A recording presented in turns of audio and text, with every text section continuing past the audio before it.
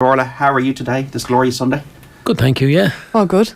Great to see you both. And there's a small matter, Mick, of Kilmacud Crokes in a All-Ireland final, and you're a former Kilmacud Crokes player and selector. Yeah, I'm really looking forward to it, and I actually think it's going to be a cracking match.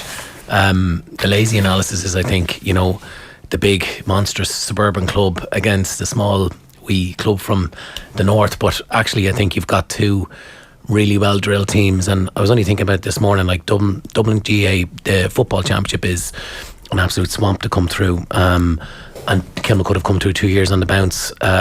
Coming through the Derry championship is equally tough, and coming through Ulster is equally tough. So the Glen have a sprinkle of star quality that even I'd say Kilcoo didn't have last year, and a brilliant manager, and Kilmacud being Kilmacud have a really good team and lots of depth, lots of pace. So yeah, I'm really looking forward. I think it's going to be a brilliant game, and obviously I'd love to see Crokes do it, as a former player, and as involved in a bit of coaching there as well. I joined the club when I was a young fella, and very proud of being an alumni.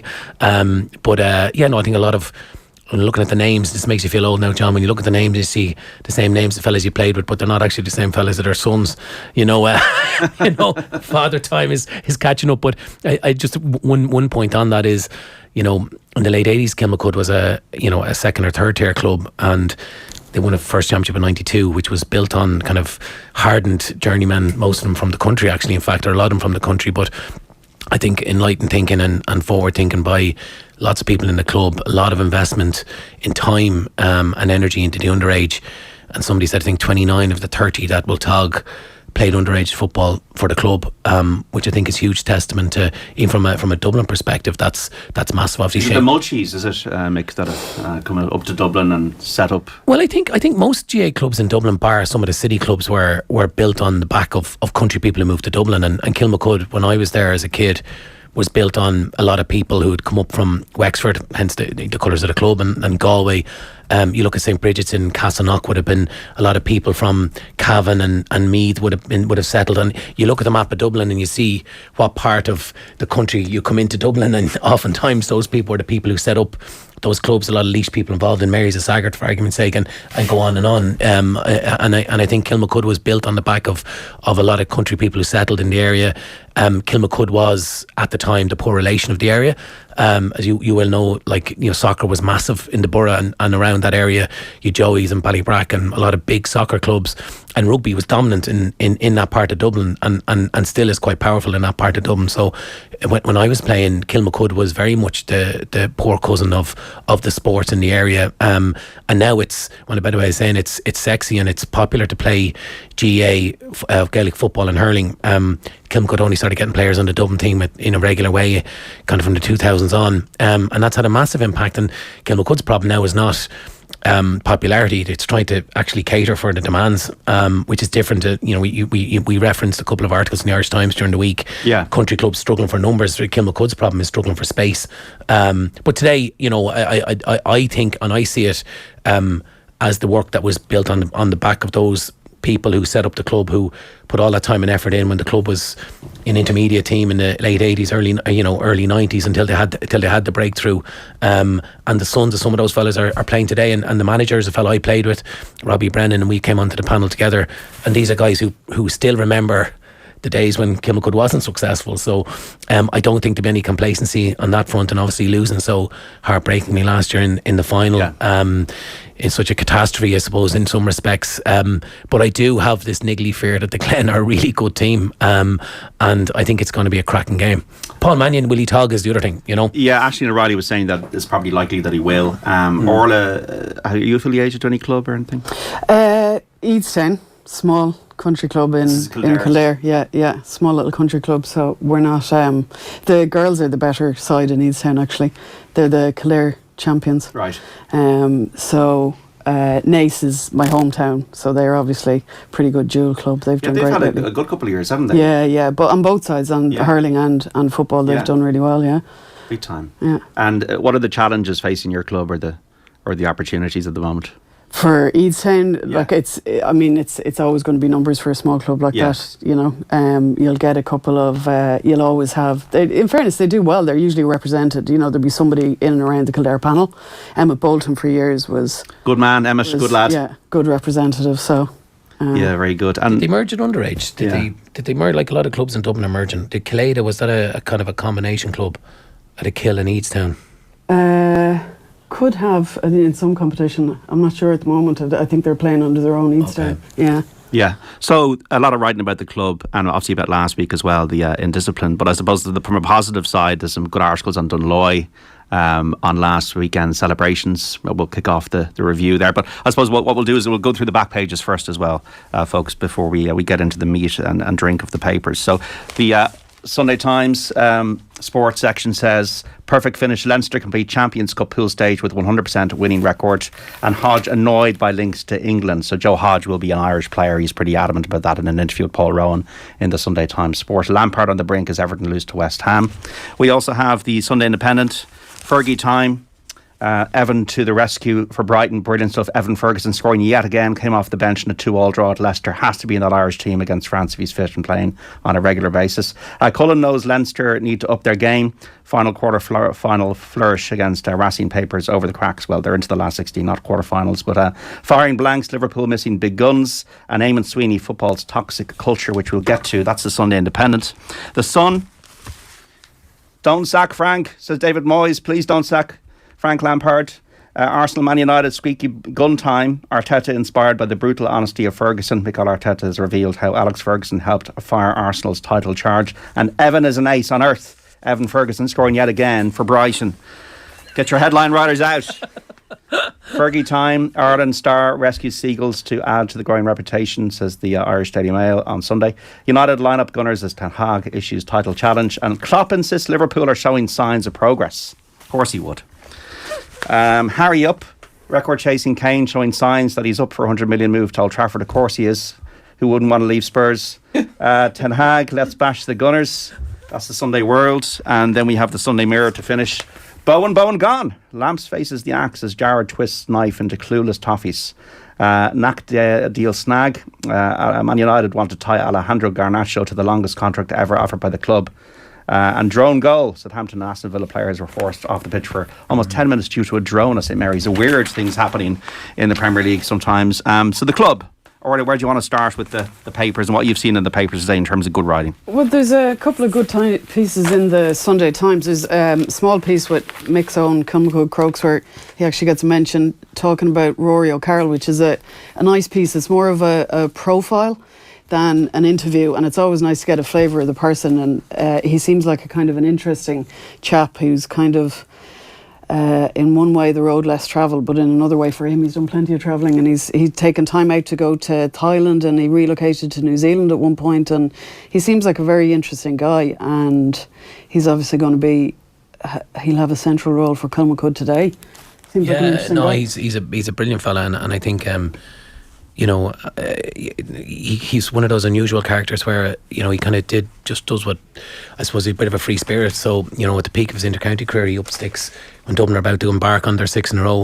Went off, kind of a socially kind of minded, conscious kind of fella too. I came across him through a very small piece of work. But Rory was heavily involved with Brother Kevin in the Caption Day Centre, very much kind of, you know, in that kind of social work type mind, and he went off and dedicated himself to work like that for a few years. Came back, I think he's reinvented himself as a footballer as well. He's the kind of fella you'd always want in your team. You know, you'd look at him in training sometimes and you think, God, you nearly fancy your chances here, and then you go out and he's always good on the big day. Love to wrestle, you know, big forwards, the Kieran Donaghy's or Sean Kavanagh's and stuff of this world. And I said first man on every team sheet, and a real, like, you know, tough dog for the old road. And he is the heartbeat of that team, and I think he's kind of guy, he's the heartbeat of the club. Brilliant hurler as well, tough as nails, and you know, he'd be the fella that, well, you know, if Kilmacud are going to win today, he needs to have a big game as well. Yeah, interesting. It talks about his dual status and how he was involved with Dublin hurlers as well as footballers, and his brother hurled with Ross would have hurled for Dublin, also won, I think might have won All-Ireland with Kilmacud as a footballer too. Another tough fella as well. But Rory's just a really genuine fella, wicked sense of humour, as I said. And when you've got all these lovely footballers around you, you need a couple of guys who aren't afraid to get stuck in, do the heavy lifting.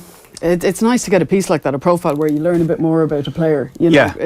That's kind of what draws us in. Well, that's the whole point, rather than it being a preview of the match. Exactly. The stuff about Dunloy is good as well in the Sunday Times. Michael Foley, I thought, was quite good today. Yeah, talking about, he spoke to Seamus Elliott and the story of the club and the struggles they've had down the years, and talks about, difficulties that they had to overcome, and mentions how they're among hurling's most resilient outposts, a nationalist town on the buckle of Northern Ireland's Presbyterian Bible Belt, whose hurlers bred their own strain of unbending self-belief to break the chains and become a national force. It's their 5th All-Ireland final. That's more than Blackrock, James Stephens and St Finbarr's, one less than Burr, and matches the total accumulated by all the clubs in Tipperary, which is quite a feat.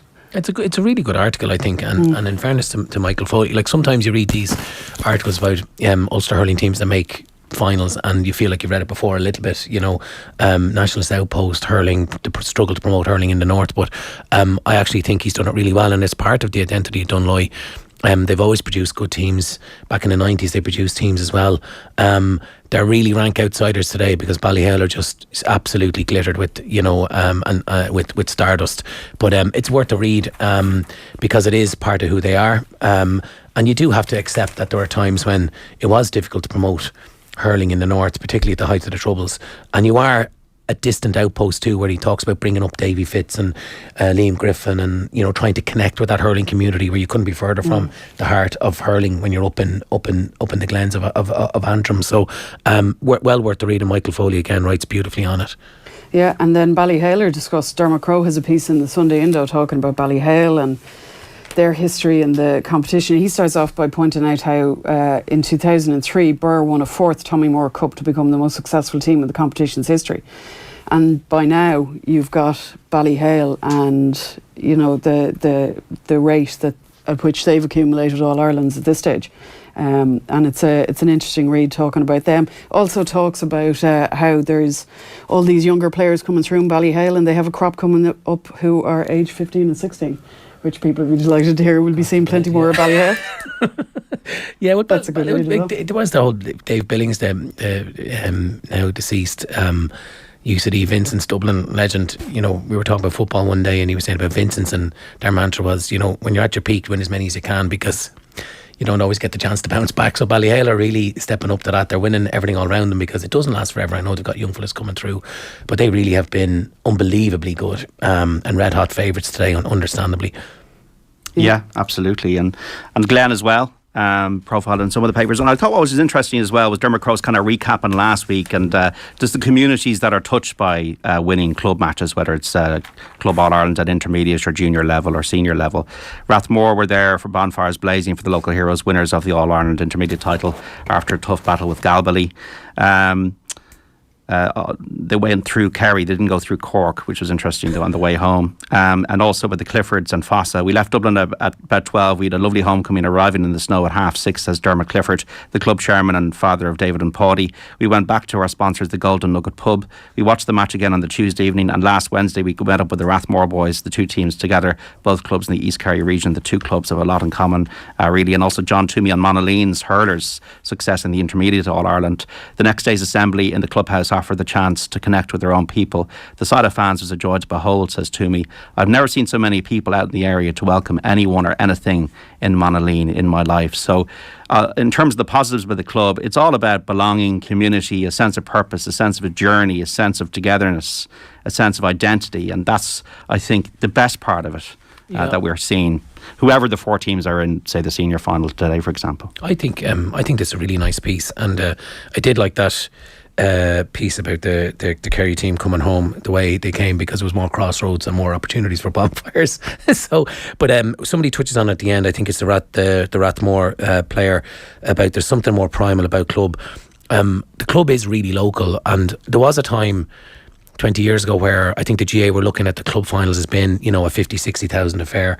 There'll be probably 25,000, 30,000 Croke Park today, but I think that's where the club is at. It's local. and it's really local, and that's what you want.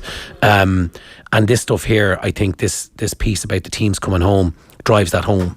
There's some lovely little nuggets there about the teams that came home, both winning and losing teams. They actually touch on one of the teams that lost a final as well. And it's really, really local. I know it sounds cliche and it sounds like a bit of an ad for the club champions, but actually that is the reality of it. And unless you're close to it or part of it, it does maybe pass you by a little bit. But I think that's where it's at. And one thing just to add to that is the GA has got a lot of criticism for leaving August wide open to other sports because they've kind of brought the championship back. I think putting the club championships into January has actually been a really good thing. Why? I think because it gives it its own window. I think, outside of the pre-season tournaments and the Sigersons, I think it stands alone and it also is going away towards the death by 1,000 cuts of actually tidying up the GA calendar. And I wouldn't be surprised to see, and I would welcome the GA football and hurling finals first week of December or second week of December and be the curtain raiser for the year for the GA. I think we're not that far away from something like that, and give it its own sense of prominence. Putting it in March, where you've got a club final, Leinster, in the first week of December, a semi-final in the middle of Feb, which used to be, and a final in the middle of March. It was bananas. You had seasons that were going on for 2 years at times. So I think it's much better. I think it gives it its own standalone window, and it gives it a chance to get more promotion. I think the coverage today is very extensive, and you mightn't have got that if it was in the middle of March. The other side of it is the whole issue of last weekend, Fossa and Stewartstown Harps and discipline. And there's a lot of writing about it today from your own paper, Shane McGrath, or Orla from Eamon Sweeney, the back of the Sunday Independent, from Joe Broddy, from lots of different writers, because it's something that, to me, left a sour taste, I have to say. Absolutely. And it's not the kind of scenes you want to see. Like I watched the latter stages of that match, and then you have so many send-ins off and whatever going on at the end. It's not, the clubs have been given this platform, and as Shane McGrath speaks about, they've been given this standalone day brought to Croke Park, and it's they've got a big opportunity, but you don't want to see that happening on the biggest day. And Eamon Sweeney on the back page of the Sunday Indo is talking about how you don't want to see that sport shouldn't damage the health of its players, and that's health in many different ways. It could be physical or mental or whatever type of health you're talking about. That this sort of alpha male behaviour of slagging and sledging going on a pitch, or the perceived manliness of the toughness, is not doing any good to anybody, and it doesn't do any good to teams, and it's not a good look for anybody for that sort of thing to be going on the pitch. So it's an ongoing issue, and it's something that comes up regularly, is how do you stamp this out, and how do you cut it out of GA, because nobody wants to see it going on. That's not what you want to see. We all tuned into that match to look at David Clifford and see his brilliance and see him hopefully crowning the wonderful year that he had, but it's all blighted by what happens at the end.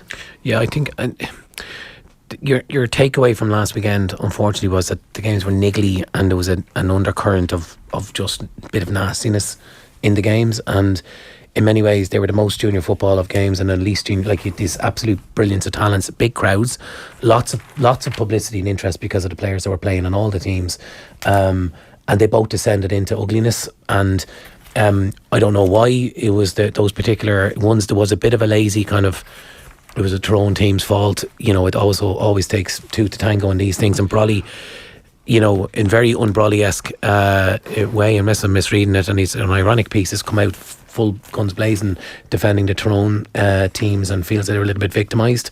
I read as well, I don't know if you saw during the week, that Sports Shop in Tyrone had to apologise for selling Fossa jerseys. They advertised, it was Begley Sports or something in Tyrone. Apologise to who? They advertised that they were selling Fossa jerseys, because obviously there's a big interest in the Fossa kid after the match in Clifford, and they had to stop selling them and apologise to the local. This is the movement of a GA into a Messi Ronaldo sphere now, where it's beyond county. By the way, it's Ballyhale Shamrocks 1-4, Dunloy 1-3 in the hurling final. 17 minutes on the watch at Croke Park. 1-4 apiece now, by the way. Lovely. I know myself, like if I do anything wrong, and I try not to go offside many times in my life, I always ask myself, is that the person I want to be? And like, do GA people in football want to ask themselves, managers, players, coaches, is this what we want to be in terms of the spectacle we're showcasing for people? Because it's just so much whataboutery with it, and it's like, it's not first time it's happened, and I was looking at, was it Derry Tresk and Drummond Pierce's like over a decade ago, and like a Mick in the stand, and this whole kind of almost protection of the concept. Well, it's a physical game, and these things happen, and everything, and it's just a bit unedifying. And like when you're talking about the beauty of sport, whether it's Harrington's determination today or Katie Taylor's integrity or the skill of Messi, that's the beauty of sport, and Gaelic football should be highlighting and lauding the beauty of Sean O'Shea's free kick or Clifford's mercurial brilliance, or anything that the Dubs are produced under Jim Gavin, and not this, because it just seems to be a Groundhog Day for the Gaelic football scene. And I don't know what the solutions are to it, but there's a cultural thing that I think only the people themselves can solve. We can't solve it by saying outside the door, oh, you guys need to clear up your act. No, it is a culture. Like, there's definitely a cultural thing that needs to change. So where where does that start? But there's probably many answers to it. There's no one answer that's going to solve it. There's many answers. Like, whether it's, do you look at harsher sanctions? Like, those sending off at the end of the Fossa game, like, there was a particularly nasty elbow, and that was a straight red. But a straight red results in a 1-game ban, and that game is competition specific. So, if that's a player who plays county, they don't miss a county game, they're going to miss their junior club game the next time around. They're not, so is that really a deterrent? Is that enough of a deterrent to stop people doing that kind of thing on the pitch? Well, you look at I think we were here, John, and we had this conversation after, maybe it was Armagh and Tyrone in the league or something, I can't remember what game it was, and we were talking about this just needs to stop.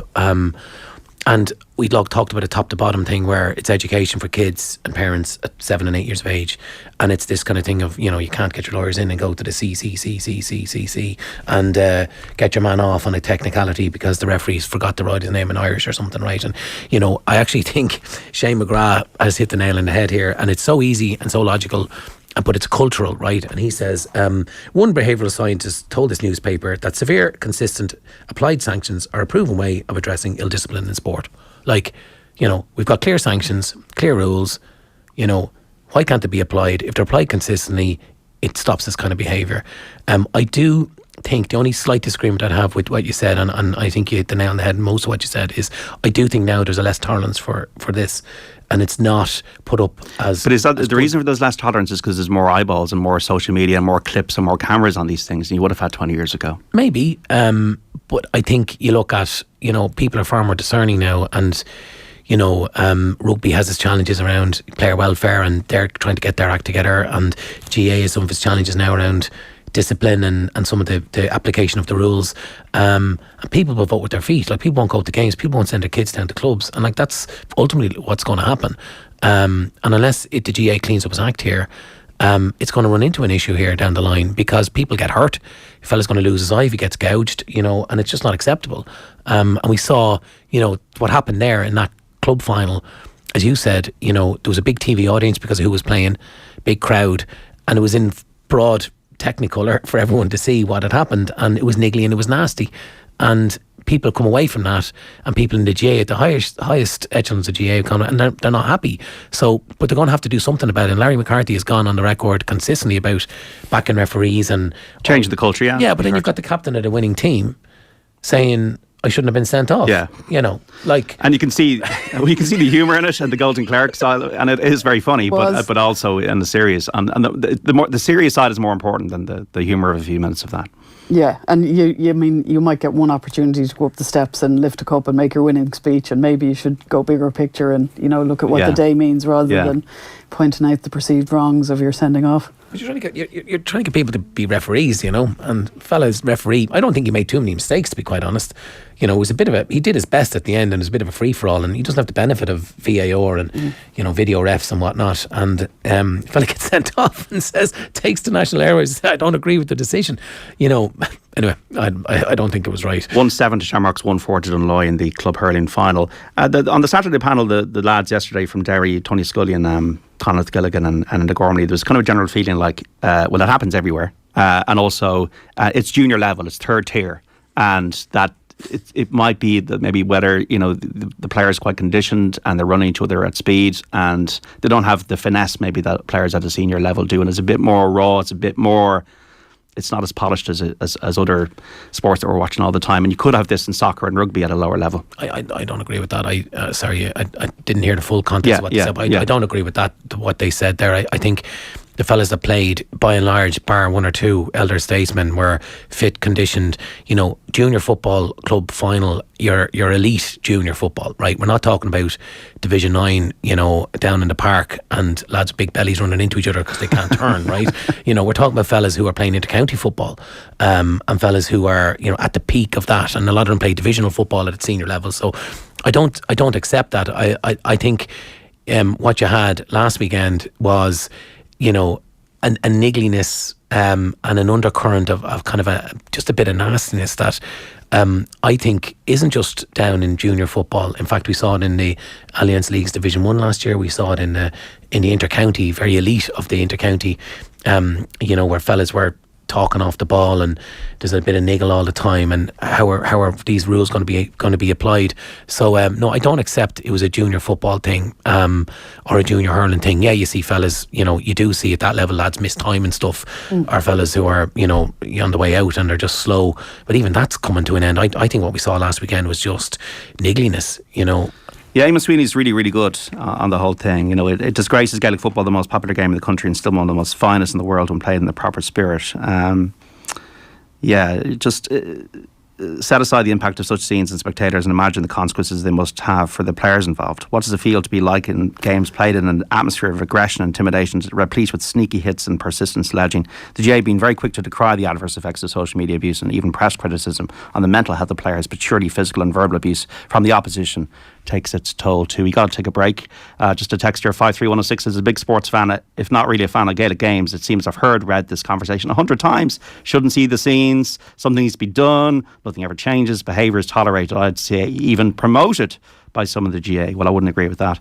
Where do we all belong? Where we all belong, I think, is the catchphrase. And it says laughable, says Jimmy, which is an interesting view on 53106.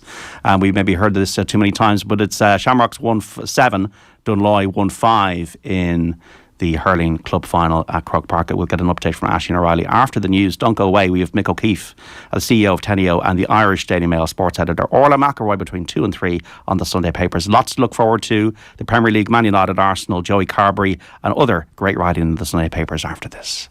The Sunday papers on Off the Ball. Order. There's a lot to be said for it. Not the restrictive, always play by the book, straight down the line kind of order, but the order you place for a brand new 231 Audi. An order best placed having experienced true progress with a test drive at your Audi dealer, where you will also get advice on the options available to ensure owning your 231 Audi is as straightforward as possible, which is proper order. Visit your nearest Audi dealer, where future is an attitude.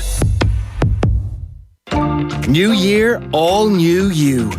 Sign up to Air Mobile today and get unlimited calls, texts and no limits 5G data. Plus, choose from any of the Samsung Galaxy S22 series or the S21 FE and claim a Chromebook 4 worth €339. Hurry, offer ends 24th of January. Go in store or visit air.ie. 5G coverage subject to availability. Available on selected bill pay plans. 24-month contract subject to fair usage. For full details and terms, see air.ie. If you're looking for beautiful Irish-made sofas or chairs, the Finline Furniture annual sale is now on. All Finline's furniture comes with our unique 20-year guarantee. Showrooms open in Dublin, Cork, Galway and at our factory in County Laois. Finline have only one sale every year, so don't miss out. See finlinefurniture.ie. Hotels. We often play host to so many of life's big events, whether they're a once-in-a-lifetime occasion or those few magical moments away each year. At FBD Hotels and Resorts, our teams are committed to making every visit memorable, whether it's a drink with an old friend or making that perfect business pitch. Behind each memory is a team that cares. FBD Hotels and Resorts. It's just our way. Animal Control, how may I help you? I've got a blue-footed booby here. He's pointing at my computer. Oh, you must be nearly there. What? You've been searching for insurance? Well, yes, actually. Well, these birds really want to keep finding people the best deal on their insurance. They found it for hundreds of thousands of people already, and now it's your time to work smarter, not harder. Oh. So just search Shill Insurance. They compare 14 quotes to get you the best deal. Thank you! We work harder so you can work smarter. Chill, a great deal, easier. Chill Insurance Limited Trading as Chill Insurance is regulated by the Central Bank of Ireland. I hear you some wiring needs a fixing, ma'am. The name's Buzz, on account of my work. No chance. Not all cowboys ride horses. All safe electric registered electrical contractors must give you a certificate of completion that shows their work meets approved standards. Find one nearby on safeelectric.ie. Next week on News Talk, in partnership with Allianz Insurance and their charity partner Women's Aid, we're shining a spotlight on the important work that Women's Aid do in supporting women and children subjected to domestic abuse. We'll share powerful stories from those who've experienced abuse directly and hear from Women's Aid themselves on this important issue that affects 1 in 4 women in Ireland. We're also getting behind the Stand Strong movement taking place on February 6th, established by Allianz and Women's Aid. They're calling on the nation to come together and stand strong in solidarity with women subjected to domestic abuse and help raise funds for Women's Aid. For more information and to find out how you can get involved, visit newstalk.com/stand strong and tune in to News Talk all next week. On 106 to 108 FM, on the News Talk app, powered by Go Loud, and smart speakers. This is News Talk. Ellen Butler. A Garda investigation is underway following the death of an elderly hospital patient in an apparent attack in Cork. A man aged in his late 80s was pronounced dead following the incident involving another patient at Mercy University Hospital shortly after 5 o'clock this morning. A man in his 30s was arrested at the scene. Ralph Riegel, Southern correspondent with the Irish Independent, says desperate efforts were made to save the man's life. Staff at the Mercy University Hospital were alerted to an incident shortly after 5 a.m. this morning between 2 patients on one of the wards in the hospital, which of course is located in Cork city centre. A patient in his late 80s had suffered serious injuries. Now, desperate efforts were made to assist him, but unfortunately this man was pronounced dead a short time later. Police in California say 10 people have died in a mass shooting near Los Angeles. It happened late last night at a dance venue in the city of Monterey Park, where a 2-day event was being held to celebrate the Chinese New Year. At least 10 others have been taken to hospital. Local detectives are working with the FBI in an effort to track down the suspect. The Integration Minister says the government will ensure vulnerable people seeking refuge in Ireland are accommodated. Roderick O'Gorman says they're facing a difficult situation in the coming weeks. The City West Transit Hub will be closed to newly arrived international protection applicants this week. Minister O'Gorman says they are working on contingency measures. We will be able to bring on some additional accommodation in towards the end of February, and we're working to bring that online as quickly as possible.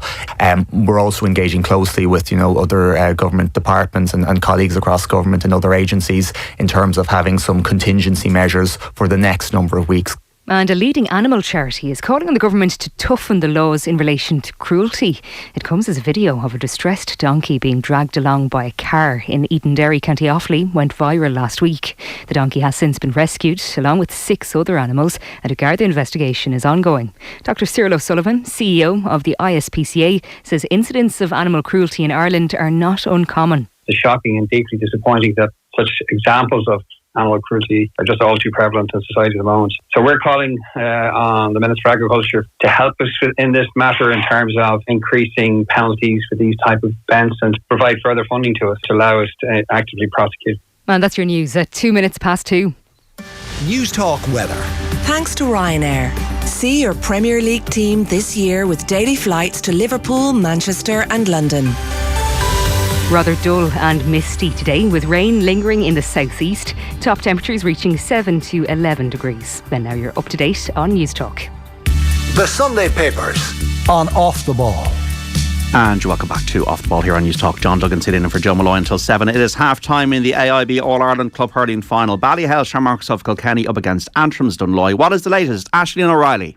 Yes, it's half-time here, John. Dunloy 1-7, Ballyhale Shamrocks 1-9, and Dunloy had that dream start, getting a goal after less than 3 minutes. Ronan Malloy buried the ball into the bottom right-hand corner.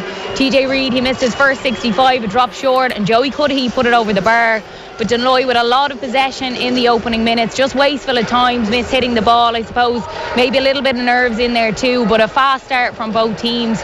Cornerback Oran Quinn, he went on a huge solo run through the middle of the field with defenders chasing and popped it over the bar to give Dunloy the lead in the game. Dunloy have been defending well, but Ballyhale did break them down and got in and got a goal from Owen Cody. But it's been an even game so far, but you feel Ballyhale Shamrocks, they've not really got into their rhythm as of yet, but Dunloy really holding their own. A big second half to come here. It's Dunloy 1-7, Ballyhale Shamrocks 1-9. Okay, Aisling, thanks for the moment. Glen against Kilmacud Crokes at 3:30. We're continuing the Sunday pay-per-view with the CEO of Tenio Ireland and the former Dublin Gaelic footballer Mick O'Keefe and the sports editor of the Irish Daily Mail, Orla McElroy. You can listen across the country on News Talk. Also watch us if you'd like to on the digital and social channels on YouTube, Facebook, Twitter and on the OTB Sports app. If you'd like to text us with a comment, it's 53106 at the cost of 30 cent. We've done GA in the first half hour of the pay-per-view until 3. Football-wise, Orla, Joe Hodge is staying with Ireland. Evan Ferguson obviously scored last night, and Joe Hodge we'll want him to see progress because he's been playing for Wolves on a regular basis.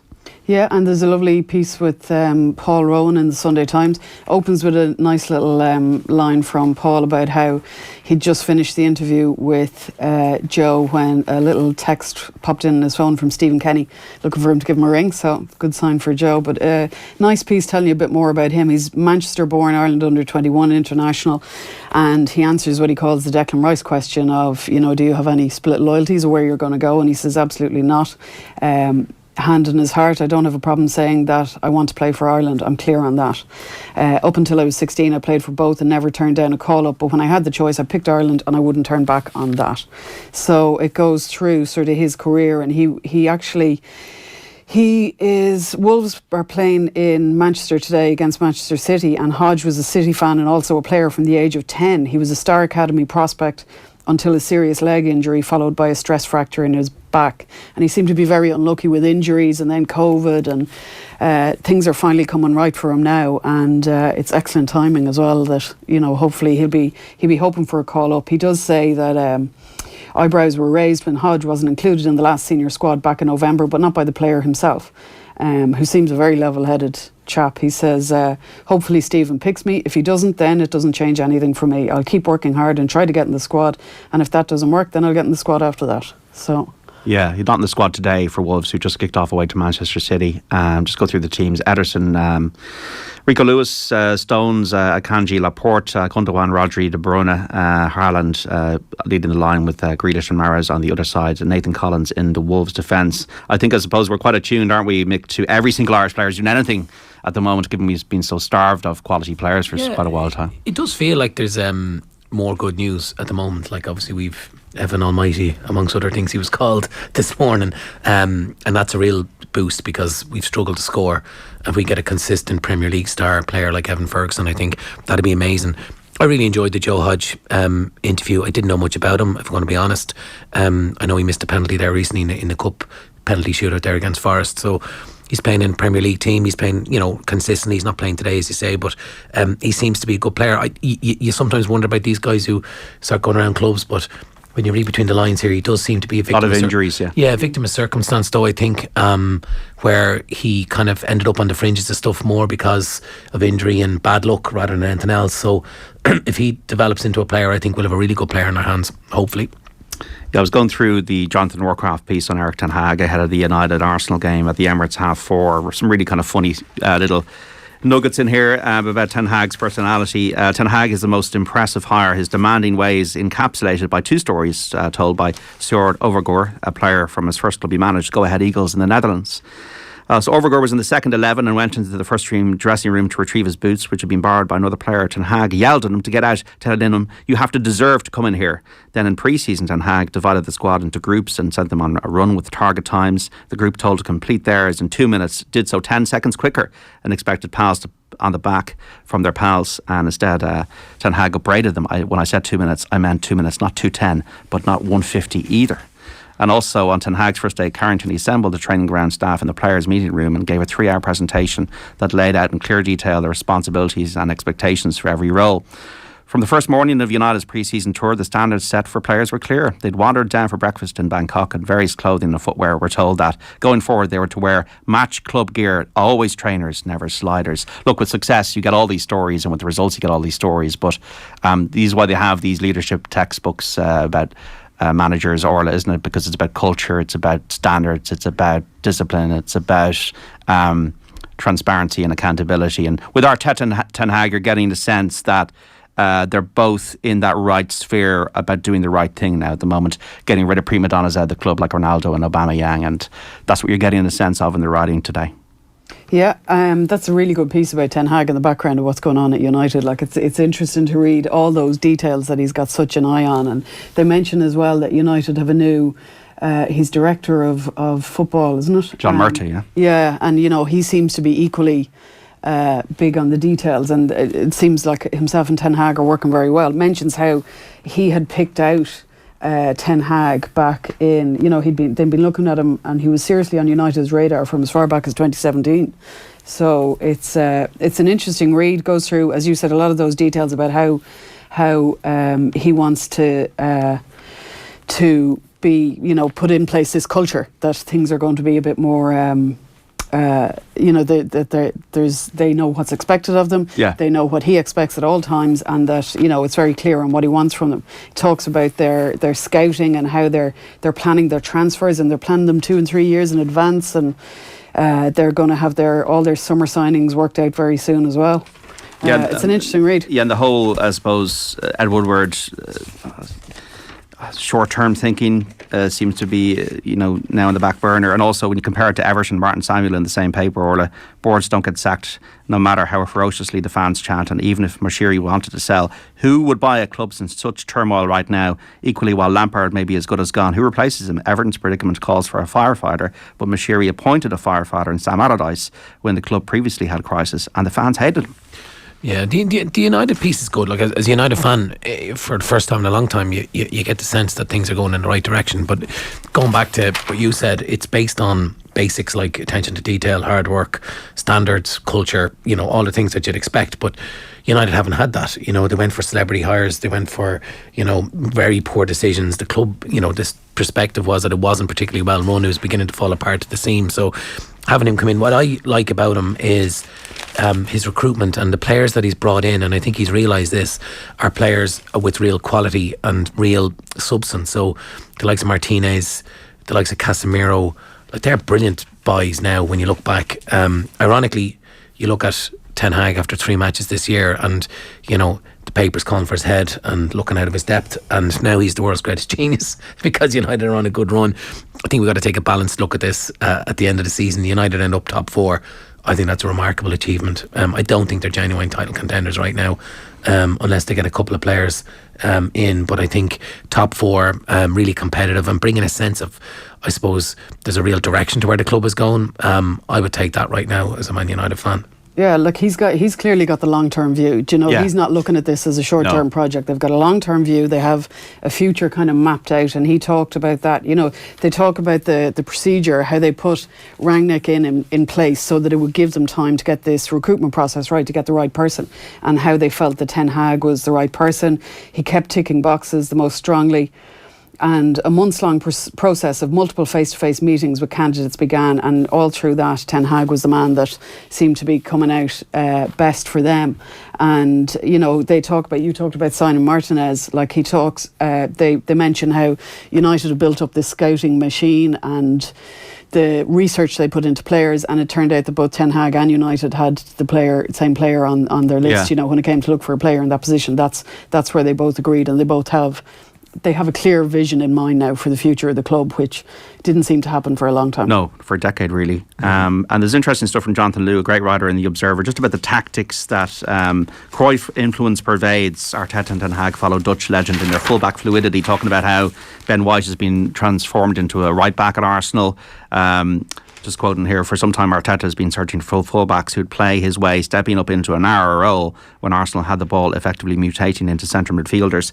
For Ten Hag, with Luke Shaw, traditionally a touchline based fullback drilled to reach the byline and deliver crosses, Shaw's role has shifted to a more defensive emphasis, but also one with greater responsibility for launching attacks through midfield. So this is the nitty gritty that you need to know when you're kind of analysing the Ten Hags, the Artetas, and what's behind them. The tales of White and Shaw and Guardiola and Cruyff before them remind us that creating a successful team is about more than ideology or moving checkers around a whiteboard. At its heart, it is a question of trust. Also, in the Observer, which is repurposed in the Sunday Independent, about Erling Haaland and Manchester City. Obviously, they're playing Wolves right now. City as a whole, halfway through the campaign, have scored 50 goals and conceded 20. Over the whole of last season, they total 99 and 26. The addition of Haaland, who had 20 touches against Man United last Saturday. When City beat United at Old Trafford last season, no City player had fewer than 71. There's a tendency in football to overemphasise the role of the goal scorer. Just because a striker's prolific, just because he's obviously a great player, does not mean he's making the team better. I suppose what has infected Pep Guardiola's thinking is the fact that they haven't won the Champions League, and maybe Haaland is the answer to that. Yeah, well, again, with Haaland, City lose, and then all of a sudden he doesn't suit the system, and he doesn't get enough touches of the ball, and then he goes out the following week and scores 4 goals. So I don't think anybody would mind Erling Haaland in their team. And again, I think we got to wait till the end of the season. I found the Jonathan Liu piece quite interesting as well. Albeit, I think 2 years ago we were talking about German managers and pressing, and now we're talking about everybody being the spawn, love child of Johan Cruyff, because you've Guardiola, you've got Arteta and Ten Hag and others who have some kind of relationship with Guardiola. Ten Hag was it's like the horse, Galileo, is it, where they all have come from the same gene pool. I think it's probably an oversimplification, but there's probably a bit of substance in that. We can see the way they move players around, to see their kind of recruitment policy, their philosophy as well. But it's in vogue at the moment because Arsenal top of the league, and we've 3 or 4 managers who have either Dutch or Barcelona links, and it fits nicely to that theory.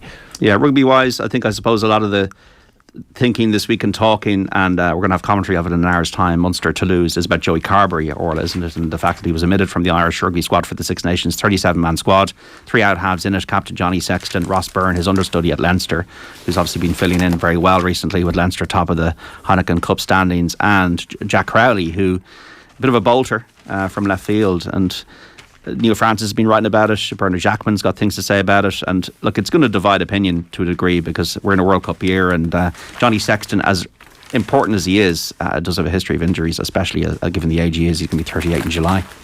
That's it. And there's a kind of a common theme that I was saying to Mick earlier, that people are pointing to back in the November internationals when Carberry took that late hit and went off, and Crowley came on, and then in the next game Sexton's ruled out just before the start of the match. Crowley starts, Ross Byrne comes on, and he is a match winning cameo then, kicking that very important kick, and it's like that's where things have flipped.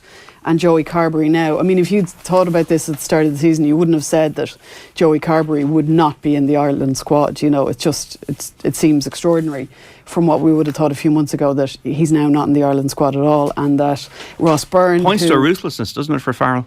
Yeah, and certainly it's a big change and swerve this close to a World Cup with the amount of games you have between now and then. There's never really been somebody in as a Sexton, nailed on number 2, and that's kind of been an issue because, as you say, he is prone to injury. Not that he's prone to injury, but I mean he gets his fair share.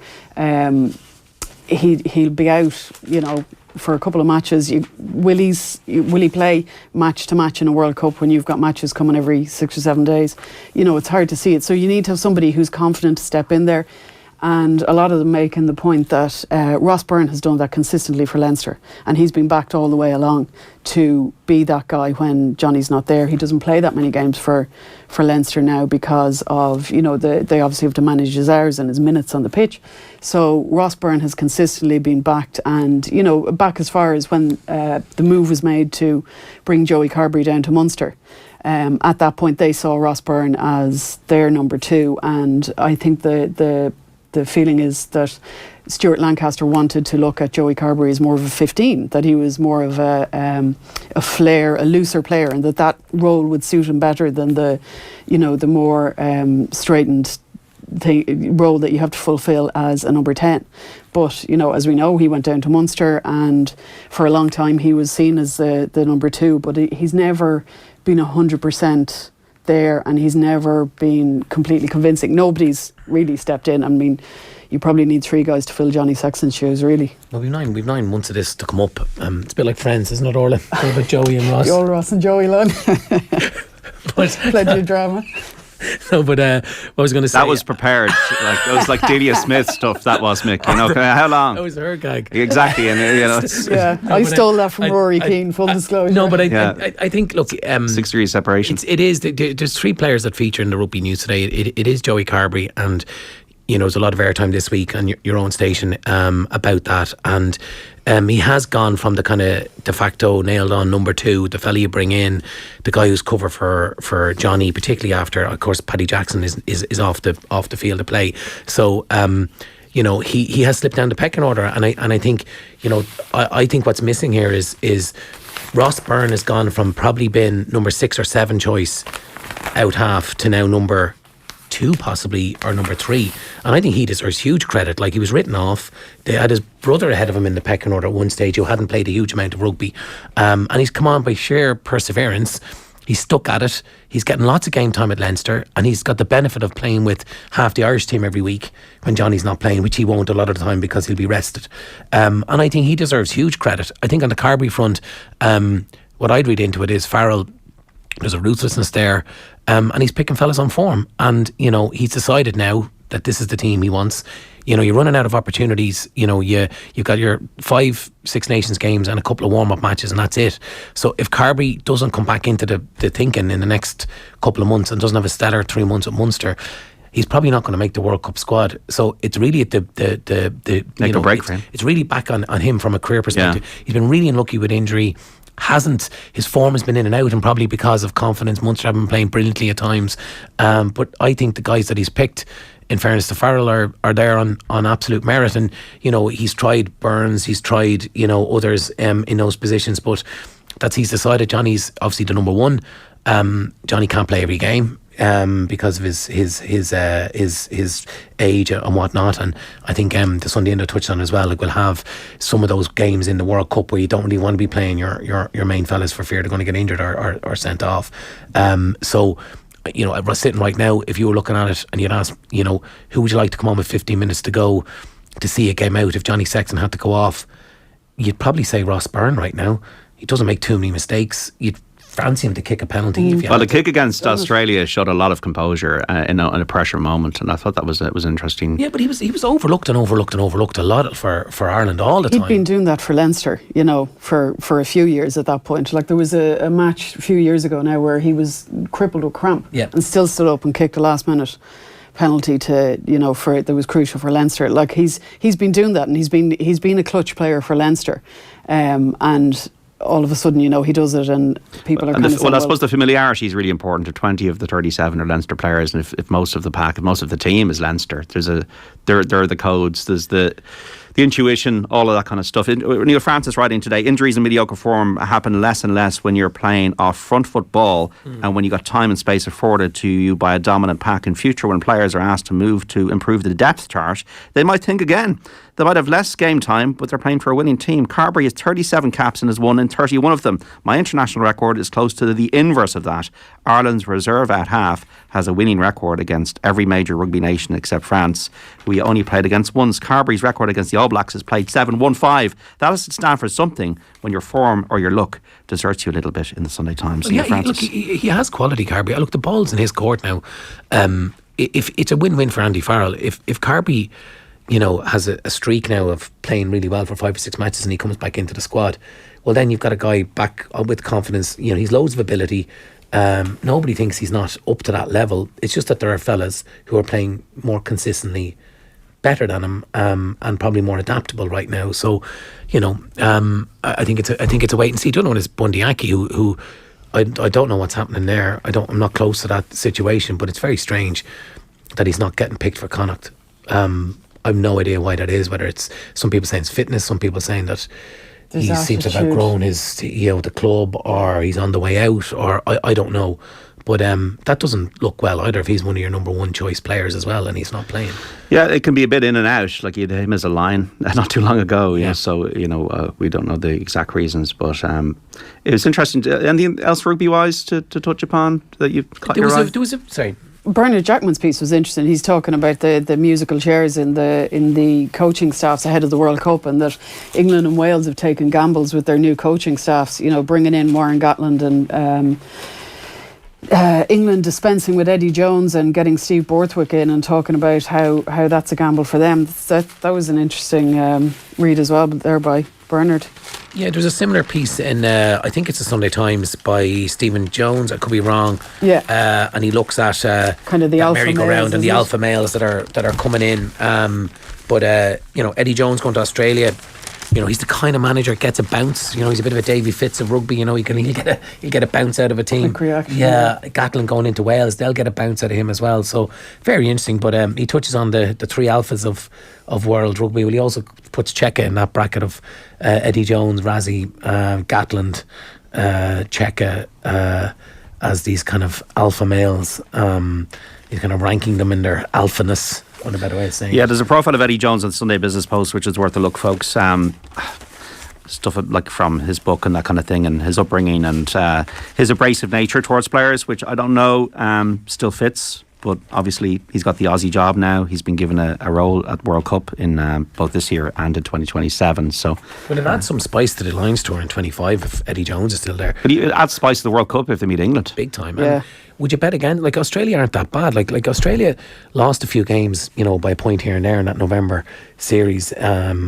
Very close. They've good players. They've always got quality, and they're kind of a World Cup team. They don't tend to collapse in World Cups. Would you bet against them getting to a World Cup final? Wouldn't bet against them. Wouldn't bet against any of the teams. I think it's quite evenly matched. I think France and New Zealand are probably the two that are ahead. I think France are the best team in the world at the moment, but a home World Cup has its pressures. Dunloy will not go away in this club hurling final. It's Ballyhale 1-12, Dunloy 1-10, 38 minutes into the game at Croke Park. Ashton O'Reilly's there. We'll keep you updated on what's going on. I saw John Paul Mannion was walking across the pitch right. there. You bit of hope. Puffing his cheeks like a man who is thinking about the first coming 5 on. minutes of the match. Yeah. So we could see Paul Mannion start for Kilmacud Crokes, which would be interesting. Michael Foley had a very interesting piece at the back of the Sunday Times today on Patrick Keelty's interview with Tommy Tiernan on the television. Everybody saw it last week, talking about his life and just Keelty's logic unlocks reasons behind sports attachment to sectarian chants and how they remain an obstacle to reconciliation between the North and the South, Orla.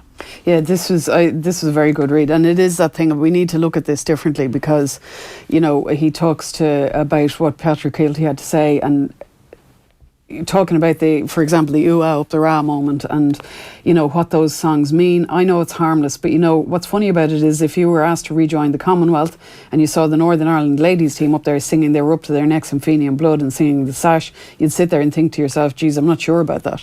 And it's about putting yourself in and looking at things from another perspective and how, there's different concepts of Irishness, and my concept of Irishness is not the same as somebody who's grown up in the north of Ireland, and that we need to recognise that there are different forms of Irishness. He talks about the chants and sectarian chants and how he tells a story about how in his former career as a Northern Ireland football correspondent for the paper, that this is Mick Foley, that he was on the road with Northern Ireland and was talking to one of the supporters who discovered he was from Cork, told him all the lovely tales about how he enjoyed going to Cork supporting Linfield, and then when they got on the plane that there was a song started up. It was the first few bars of the Billy Boys. I was up to my knees in Fenian blood at about row H when my new friend piped up behind me, "Hi, shut up, that boy's from Cork."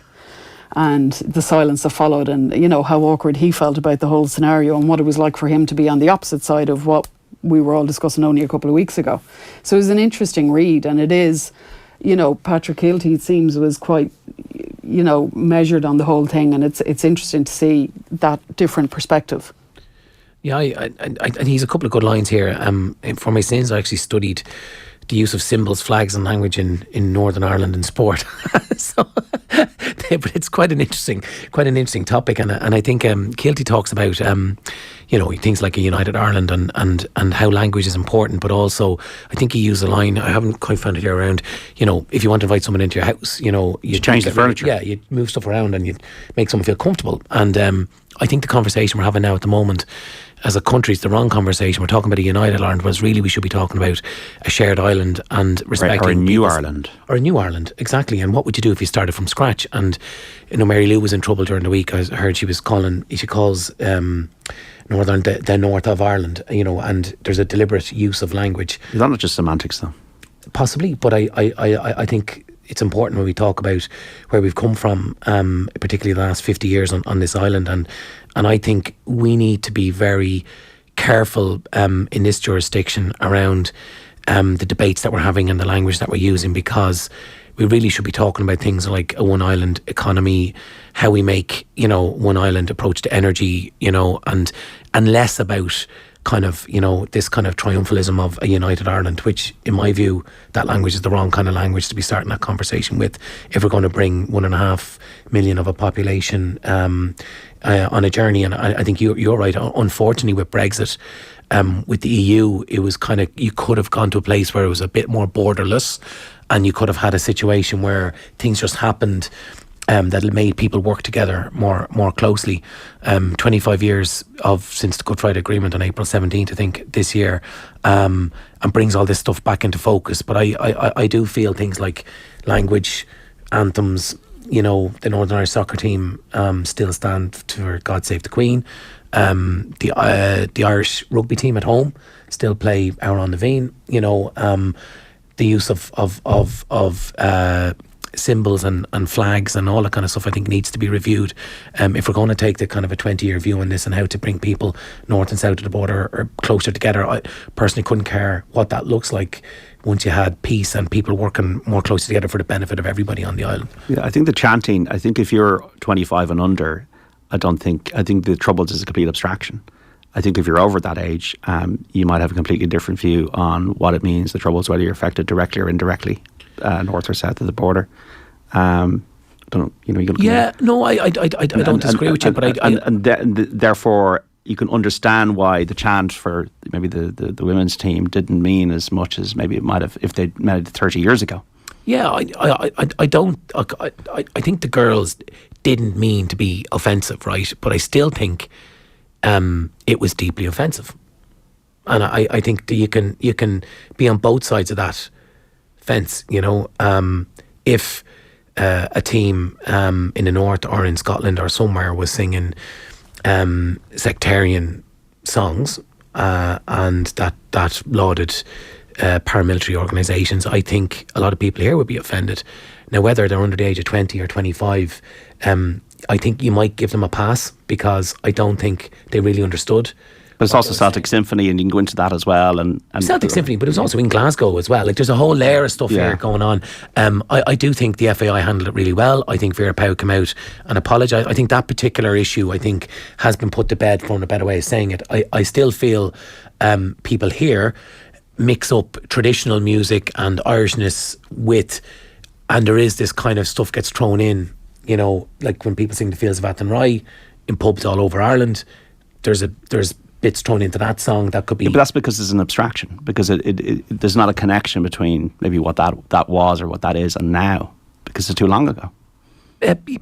Possibly, and people don't maybe understand, of a certain generation, what that means. It still doesn't mean that it's not offensive.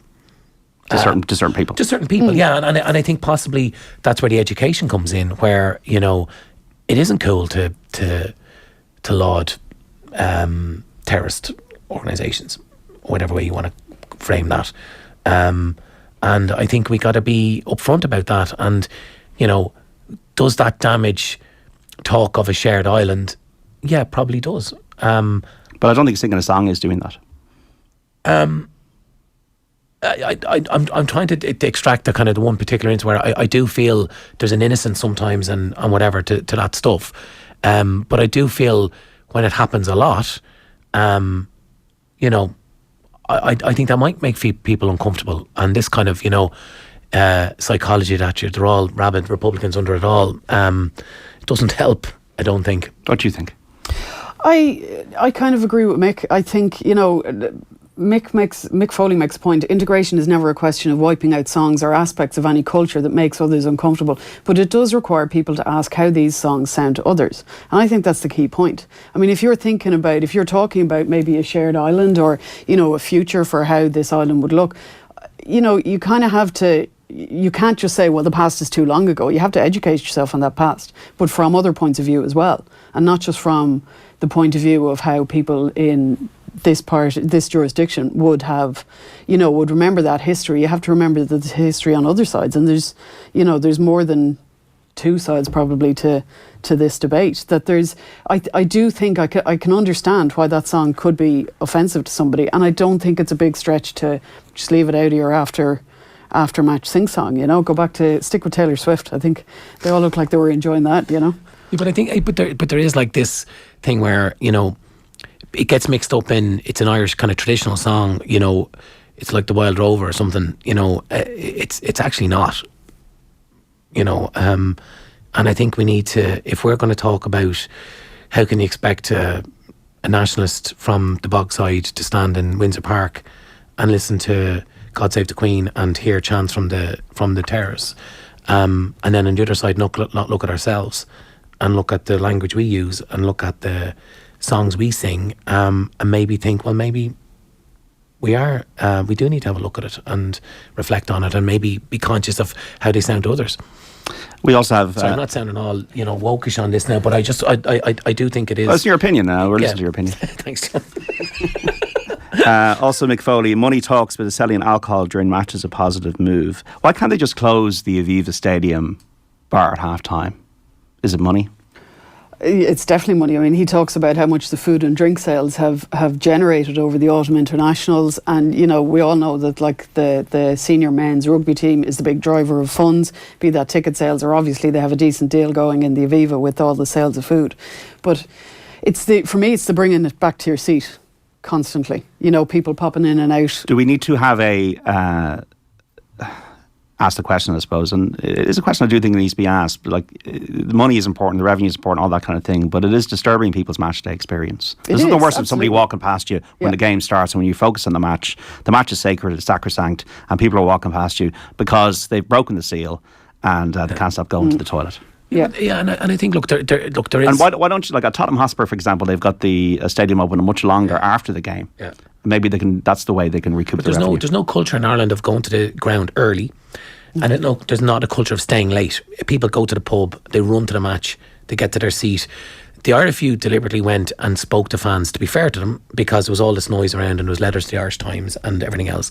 And yes, it is disturbing when you go to a game, and it is interfering with match day experience, and that was coming out pretty clear. But when they asked people, would you like no drink or drink, 70% still said they want drink. So there's a journey to go on. I do think what we're seeing now is the start of a process where we will see it being tightened up.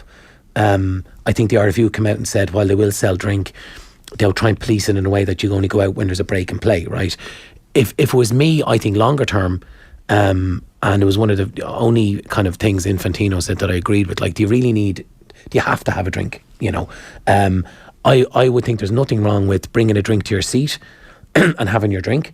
I don't think you need to be up and down 3 times to the bar. So maybe you do what Spurs do. What Spurs are a bit more militant about it. But you close the bar 5 minutes into the game, open it up 5 minutes before half time, close it down again 5 minutes into the second half. You sit there with your drink. You're not going to die if you don't get a pint. The one of the issues with rugby is there's a huge amount of, it's a big day out. There are a lot of day trippers. There's a big corporate audience too. There's a huge corporate audience, and that's part of it. And there's a hardcore rugby audience too that want to go and watch the game. But there are people there who are there because it's an occasion. Ireland, England, Ireland, France will be occasions, and people go along and they want to have a pint. I've no issue with that. I've no issue with people having a pint. I do have an issue, and I think longer term this will probably wash through of jumping up and down every 10 minutes to get your pint, because God forbid you mightn't have 6 pints in the first half. I think you can have your pint, wait till half time, have another pint and come back. We got to take a break with Orla McElroy and Mick O'Keefe on the Sunday paper review. Ballyhale Shamrocks 114, Dunloy 113 in the club final in hurling. So this is really interesting stuff. Goalless in the 2 matches in the Premier League. Leeds against Brentford and Manchester City against Wolves. We'll get an update from HQ and Ashley and O'Reilly after this break. Don't go away in the Sunday Paper Review. The Sunday Papers on Off the Ball. Screen Time with John Fardy. This week on Screen Time, I talked to Dave Fishwick, the first man in 100 years to try and set up his own bank in the UK, whose life is now at the centre of the Netflix hit movie Bank of Dave. I talked to Irish director Conor McMahon about his new horror comedy Let the Wrong One In. And we review Damien Chazelle's Hollywood epic Babylon. Screen Time with John Fardy. Listen and subscribe to the podcast now on newstalk.com or on the Newstalk app. Your next move matters, so why not move better? Start your move to permanent TSB today. Apply in-app for our award-winning current account. So don't just move bank, move better. Apply in-app today. Applications for Explore Current Account in-app for over 18 personal customers. Qualifying criteria, fees and charges, terms and conditions apply. Awarded bonkers.ie Best Current Account 2022. Permanent TSB PLC is regulated by the Central Bank of Ireland. From Terminal 2 to 2-storey houses, compact apartments to corporate headquarters, your bedroom, your kitchen, your office canteen, most every room that you've ever been. If these walls could talk, they could tell you who made them. So we'd like to share with you that little detail. We're the walls and the ceilings in fine Irish buildings. We're Gyprock for plaster and plasterboard systems. Gyprock, making the difference. Visit gyprock.ie. Everybody loves A Man Called Otto. OTTO. Hey, Otto! Audiences have scored it an incredible 97% on Rotten Tomatoes, and critics agree this heartwarming comedy is irresistible. My father used to smile like that. I'm not smiling. Exactly. Don't miss Tom Hanks in A Man Called Otto in cinemas now. IFCO 12A. With CAO on your mind, your ambition seeks its own inspiration in ideas that start small but go on to change the world. UCD is Ireland's #1 university for graduate employability, a catalyst and canvas for inquiring minds, shaping each and every one of us to rise to the future, to leave our mark on the world. Find your degree at ucd.ie/CAO. UCD. Future focused. With the ongoing war in Ukraine affecting the cost of energy, many of us are facing a challenging winter. Through Budget 23, government is introducing a range of supports to lessen the financial impact on families, households and businesses, and will continue to monitor the situation in the coming months to protect those in difficulty. It's important that everyone stays warm and well, but where safe and possible to do so, reducing energy use can also reduce bills. Changes like turning your thermostat down by 1 degree and considering how often you use energy-intensive appliances like tumble dryers can make a big difference. For information on available supports and energy-saving advice, visit gov.ie/reduce your use. Brought to you by the Government of Ireland. You're snuggled up on your soft new velvet sofa, the one you just bought in the Easy Living Interiors winter sale. It's so comfortable, just like the luxury mattress and plush bed frame you couldn't resist. Well, they were 60% off. And as for your sleek new extending dining set, everyone loves it, and you loved the price. From bestsellers to new collections, expert interiors advice to finance options and fast delivery. Reimagine your home with Easy Living Interiors. Cork, Dublin, Navan, Naas, Wexford, Waterford, Carlow and Drogheda. Winter sale now on. Bob the dog sits in the window all day. He barks when he sees the postman. He barks when he sees the meter reader. He barks when he sees the neighbours. He barks at butterflies. He barks at birds. So it's anyone's guess why he's not barking at the 3 lads currently robbing the house. But here we are. Thankfully, this January you can get a phone watch alarm that responds to break-ins and smoke in just 15 seconds for only €49. Yes, Bob, that is a good deal. Life is unpredictable. Don't be alarmed, be phone watched. Offer ends January 29th. Visit phonewatch.ie. Monitoring fees apply. Looking to avoid colds and flu? A-Vogel Echinophores is a herbal remedy scientifically proven to help relieve the symptoms of colds and flu by supporting the immune system. Containing fresh extracts of Echinacea, Echinophores is a natural remedy and is available from health food stores and pharmacies nationwide. Help avoid the symptoms of colds and flu with A-Vogel Echinophores. Always read the leaflet. Animal Control, how may I help you?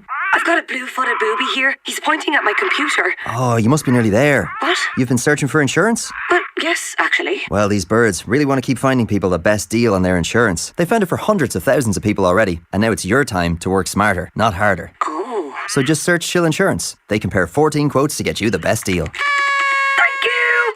We work harder so you can work smarter. Chill, a great deal, easier. Chill Insurance Limited Trading as Chill Insurance is regulated by the Central Bank of Ireland. The Sunday Papers on Off the Ball. And you're welcome back to the Sunday Paper Review on Off the Ball. John Duggan with you, sitting in for Joe Malloy today with Mick O'Keefe, the CEO of Tenny Ireland, and the Irish Daily Mail sports editor Orla McElroy. Let's go to Croke Park. This is a really good game. Ballyhale Shamrocks of Kilkenny against Dunloy of Antrim in the club hurling final. What is the latest? Aisling O'Reilly. Aisling, are you there with the latest? Okay, we seem to have an issue there at Croke Park. We can tell you it is Ballyhale Shamrocks 118, Dunloy 113 in that hurling match, 57 minutes on the watch. So Ballyhale just beginning to stretch a little bit clear, 5 points they lead. And Erling Haaland has scored yet again in the Premier League. We were talking about him only a few moments ago for Manchester City. A 1-0 they lead Wolves in the Premier League. So that game is coming up to half time, as is the match between Leeds and Brentford, goalless. It's so noisy there, Aisling, that I think we can get you back now. Yes, it's a brilliant atmosphere here, John. It's 57 minutes gone, a great game. Ballyhale, I suppose, starting to pull away a small bit. Dunloy 114, Ballyhale Shamrocks 118. So Dunloy trailing by 4 points. TJ Reid got the first score of the second half through a free. He's hit 7 points so far today. And the score of the second half came from Dunloy's Eamon Smith. He hit a super point out along the Cusack stand side. But overall, Ballyhale, they're not having it all their own way. Dunloy, they're not going away. And there was 1 point in it up until a few minutes ago when Ballyhale got 3 points in a row. So still all to play for. Dunloy 114, Ballyhale Shamrocks 118. Okay, Aisling, thank you for the moment. As I said, Leeds 0, Brentford 0. This game in the Premier League coming up to half time. Sunderland beat Middlesbrough by 2-0, and that's what's going on around the houses at the moment. You had a solution, did you, Orla McElroy, to drink at Grants? I think, we go the Croke Park route and just you're allowed to go out to the bar, have your drink and keep it out there. You're not allowed to bring it back to your seat. It works very well in Croke Park. Yeah. Baby Steps, an article in your paper about pregnancy in sport and attitudes and changing attitudes and pretty stories that are really not great to be reading and hearing, because we had one on Off the Ball actually here recently on the Koi Gig pod. So what's the kind of the lie of the land that Mark Gallagher's investigating here? Yeah, he's talking about the case was finalised this week of Sarah Björk Gunnar's daughter of Iceland. She took a case against Olympic Lyonnais for maternity pay. She wasn't getting paid, and she took the case because when she became pregnant, they just stopped paying her, and she last week she became the first player to win a claim through FIFA's maternity regulations, with Lyon ordered to pay the $82,000 in wages, which was withheld from her while she was expecting. And she's since moved clubs. And it just goes, looks at the whole issue of this in women's sport and how big an issue it is for women. He mentions people like Serena Williams and Alison Felix, who had, quite high profile pregnancies during their careers and what it's done. Afterwards, he talks to a physiotherapist who specialises in the area of getting women back to sport after maternity leave, and that's how Helen difficult Keeble. It is. Yeah, she was on the show. She's been on the Saturday panel recently, and it's very interesting. And she talks about how the research is relatively new in this area, and that there's no kind of clear and defined way or path or what's the best route of getting a woman back in action after having had a baby. Like you see, Serena Williams did make it back, and Alison Felix has too, and how she's prospered since. But there's a study where Mark discusses from Medicine and Science and Sport Journal, where they talk about the performance levels of 42 elite runners before and after pregnancy, and it found that athletes who returned to high-level competition were back to a similar level of performance within 3 years.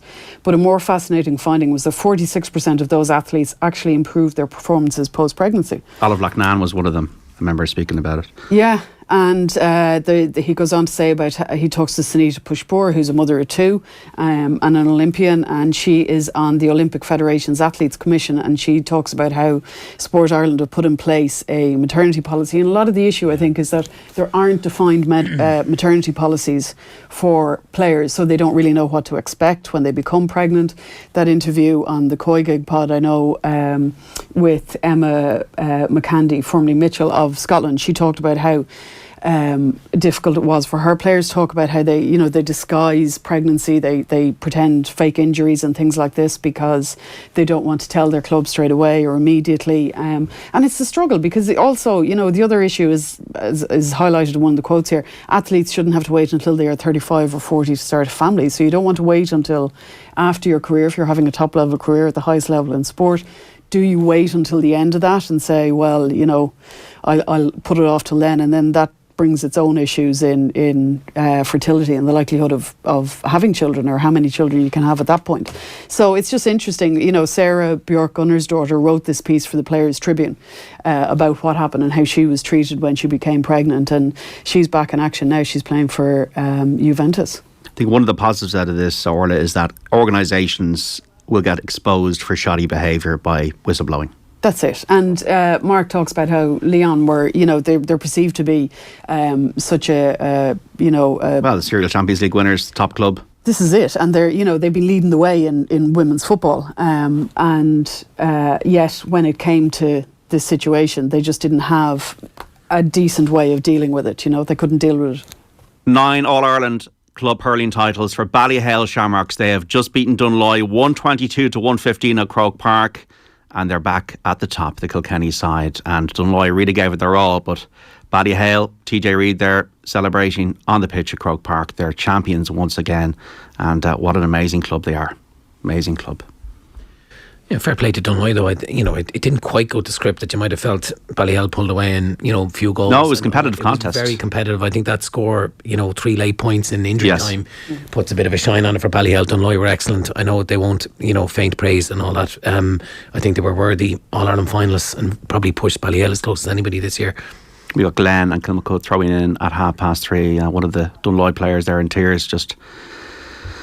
I suppose all that effort, and it's just come to an end and on a losing side. Like, it's the 5th time Dunloy have lost a club hurling final, and that's tough. It's the most of any club, isn't it? It's tough. It's really hard. Tough. It's a really good article. That sorry, just to go back to the maternity piece. I think there's a few things in that. One is kind of relatively taboo topics. I think around female sport are now been openly discussed. Even the things like the shorts recently. The shorts, and maternity policies and that kind of thing. And I think that's great. And I think they're getting due consideration. One of the reasons I think, and I think the nail is, they talk here about the sports are kind of catching up with the growth. So like women's professional sport is still relatively new compared to men's. It's the case that sports are still learning and acquiring knowledge in the area. So it's almost like the guidelines and the thinking around these topics are only catching up with the growth of women's sport. So that's a good thing. And just to kind of add to your point around being called out by whistleblowers, I think a lot of the sports and sports clubs, we talked about Man United earlier, been very slow, and other clubs, Rovers in Ireland here, are slow to get women's teams together. It's now become, commercial suicide not to have a vibrant, dynamic women's section or women's team. And it's now as much the right thing to do as it is. It's commercially absolutely the right thing to do as well. Not that that's the reason you should do it, but you won't get the deals, you won't grow as a club if you don't have a strategy and a proper thought put into women's sport and growing women's sport. And I think we're getting to a time not too far away where, you saw the Wales soccer team, I think, came out during the week around pay equality for the men. Now, it's easy when it's appearance money, right? It's not salary. But we're not that far away from pay equality conversation, I think, in women's sport. I think we're within this next decade, we could get to a place where there will be demand the Ireland around international team, like when they got the equality of payment for international, like they one of the things they pointed to was Seamus Coleman and the lads took a cut to ensure parity could be reached, which is, that, and that's what it needs. It needs, men stepping up to help push equality. It's not just women's voices pushing it. But one of the things I would say that kind of, comes to mind for me from reading a piece like that from Mark's, or what you were talking about with the shorts and how, it's all these things are helping and make life easier for women in sport.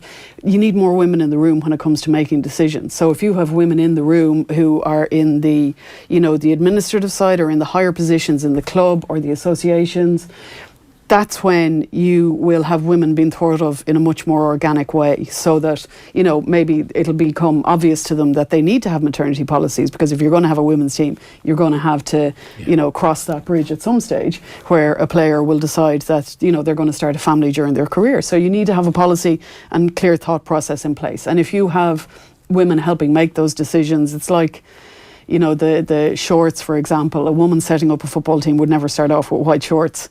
So you will always have thoughts that just don't occur if the women aren't in the room and aren't in the conversation, which is why it's important that the likes of the FAI and the IRFU and all these boards who are being told they need to get 40% representation on their boards is a good reason for the gender equality. We got to wrap up. Just briefly. No, I was only just to say that I think sport follows or sometimes can lead corporate and wider society. We've a sitting minister now who's on maternity leave.